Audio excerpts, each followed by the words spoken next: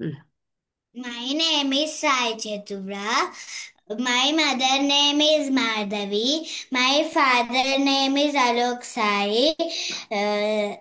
my Purnima ma'am name is My Bhagavad Gita ma'am name is Purnima ma'am. ओम श्री कृष्णाय परमात्मने नमः श्रीमद्भगवद् गीता अथ अथ सप्तमोऽध्यायः ज्ञानविज्ञानयोगः श्रीभगवानुवाच मय्यासक्तमनः पार्थ योगं युञ्जन्मदाश्रयः असंशयं समग्रं मां यथा ज्ञास्यसि तच्छृणु ज्ञानं तेऽहं सविज्ञानम् इदं वक्ष्याम्यशेषतः यज्ञात्वान्येह भूयोऽन्यतो ज्ञातव्यमवशिष्यते मनुष्याणां सहस्रेषु कश्चिद्यतति सिद्धये यततामपि सिद्धानां कश्चिन्मां वेत्ति तत्त्वतः भूमिरापो नलो वायुः खं मनो बुद्धिरेव च अहङ्कार इति यं मे भिन्ना प्रकृतिरष्टधा अपरेयमितस्त्वन्यं प्रकृतिं विद्धि मे परां जीवभूतां महाबाहो येदं धार्यते जगत्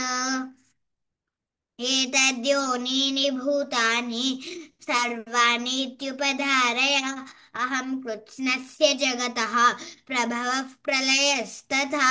मत्तः परतरं नान्यतो किञ्चिदस्ति धनञ्जय मयि सर्वमिदं प्रोतं सूत्रे मणिगणा इव रसोऽहमप्सु कौन्तेय प्रभास्मि शशिसूर्ययोः प्रणवः सर्ववेदेषु शब्दः के पौरुषं नृषु पुण्यो गन्धः पृथिव्यां च तेजश्चास्मि विभावसौ जीवनं सर्वभूतेषु तपश्चास्मि तपस्विषु बीजं मां सर्वभूतानां विद्धि पार्थ सनातनं बुद्धिर्बुद्धिमतामस्मि तेजस्तेजस्विनामहं बलं बलवतां चाहं कामरागविवर्जितं धर्माविरुद्धो भूतेषु कामोऽस्मि भरतर्षभा ये चैव सात्विका भावाः राजसास्तामसाश्चे मत्त एवेति तान् विद्धि न त्वहं तेषु ते अयि त्रिभिर्गुणमयैर्भावैः एभिः सर्वमिदं जगतो मोहितं नाभिजानाति मामेभ्यः परमव्ययं दैवी हेषा गुणमयी मम माया दुरत्ययं मामेव ये प्रपद्यन्ते मायामेतां तरन्ति ते न मां दुष्कृतिनो मूढाः प्रपद्यन्ते नराधमाः मामेपहृतज्ञानाः सुरम्भाश्रिताः चतुर्विधा भजन्ते मां जनाः सुकृतिनोऽर्जुन आर्तो जिज्ञासुरर्थार्थी ज्ञानी च भरतर्षभा तेषां ज्ञाने नित्ययुक्तः एकभक्तिर्विशिष्यते प्रियो हि ज्ञानिनोत्यर्थम् अहं स च मम प्रियः उदारः सर्व एवैते ज्ञानी त्वात्मैव मे मतम् आस्थितः स हि युक्तात्मा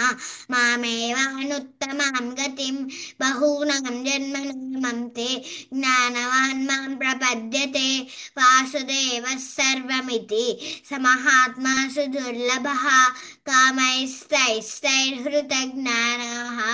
प्रपद्यन्ते प्रपद्यन्तेऽन्यदेवताः तं तं नियममास्थाय प्रकृत्या नियता स्वया यो यो याम्यं तनुं भक्तः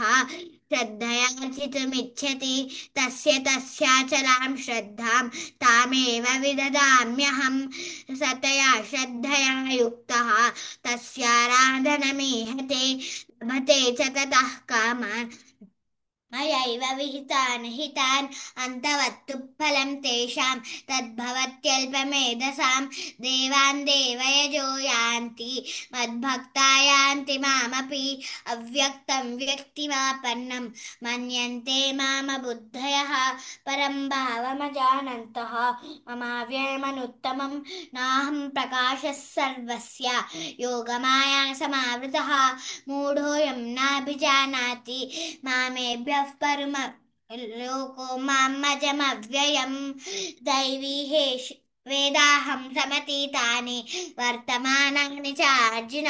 भविष्यानि च भूतानि मां तु वेद न कश्चन इच्छाद्वेषसमुत्थेन